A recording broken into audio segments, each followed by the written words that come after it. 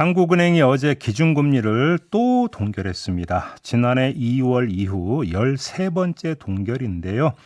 여기저기서 금리 인하 필요성을 제기를 했음에도 불구하고 이런 결정을 내리게 된 배경에는 가파르게 상승하고 있는 집값 그리고 가계 부채 때문이라고 하는 게 일반적 분석인데요. 그러면 부동산 시장에 어떤 영향을 미칠지 이걸 짚어봐야 되겠죠.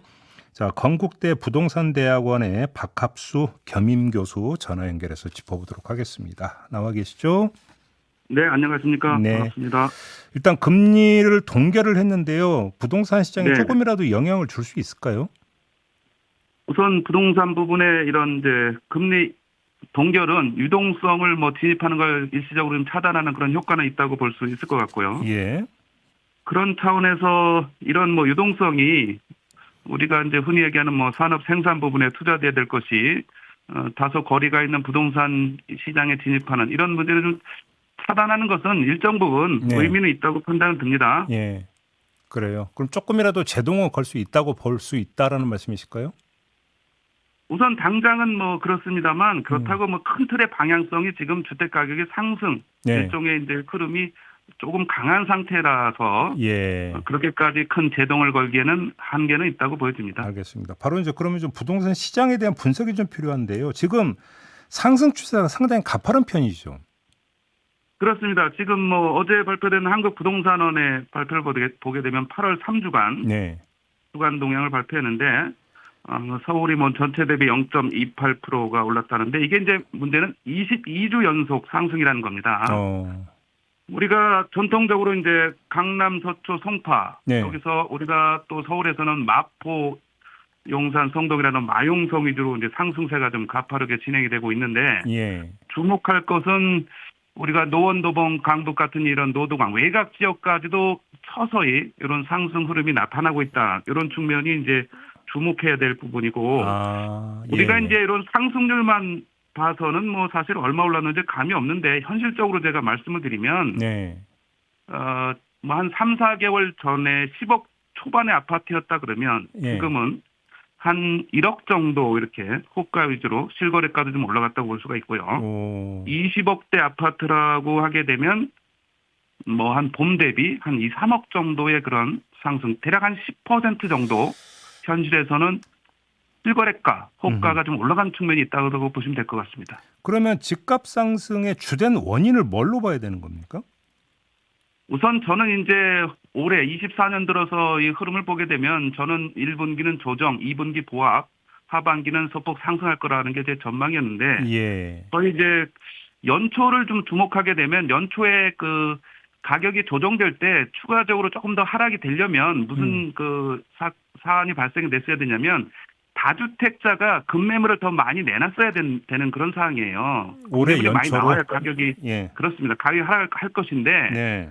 결국 이제 다주택자 입장에서는 23년 말에 작년 말에 종합부동산세를 종전 21년 최고점 대비 한 30% 수준도 안 되게 완화를 해버렸어요. 예, 그러다 그렇죠. 보니까 예.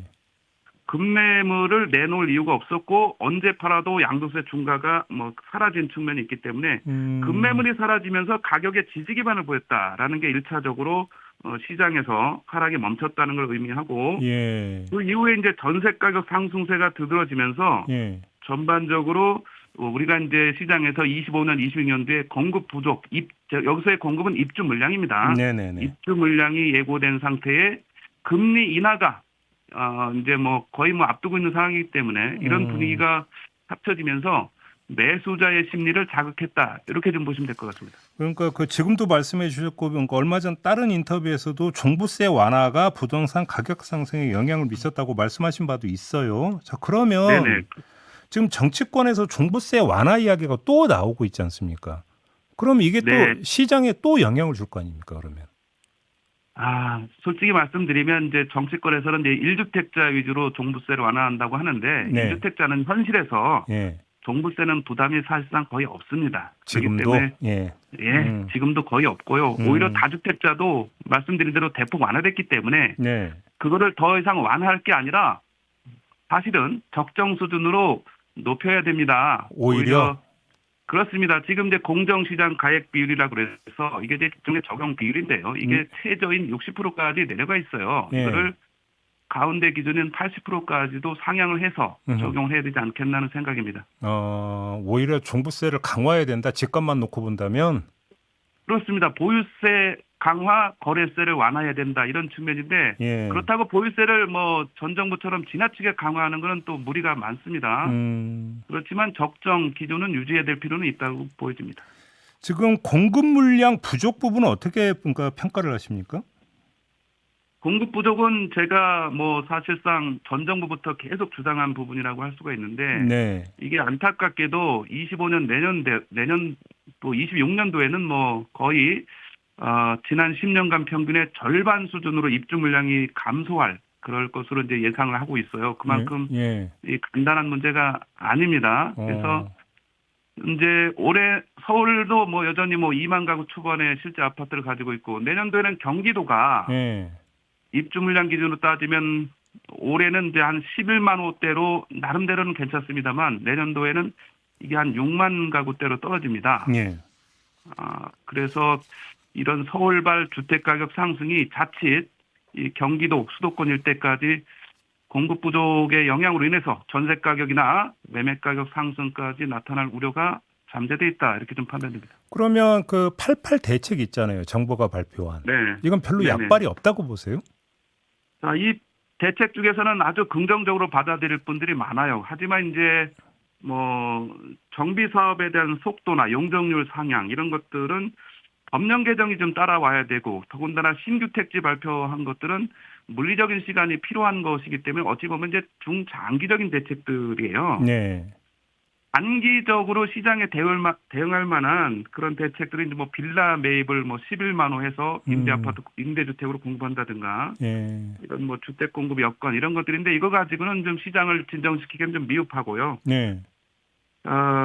청년층으로 좀 하여금 뭐 안심을 하기에는 좀 한계가 있다 이렇게 좀 보여집니다. 근데 조금 하나 좀 이 88 대책 가운데 핵심 중에 하나가 LH로 하여금 그 빌라 같은 것을 무제한 매입을 해서 임대를 주는 방안이 포함이 되어 있지 않습니까?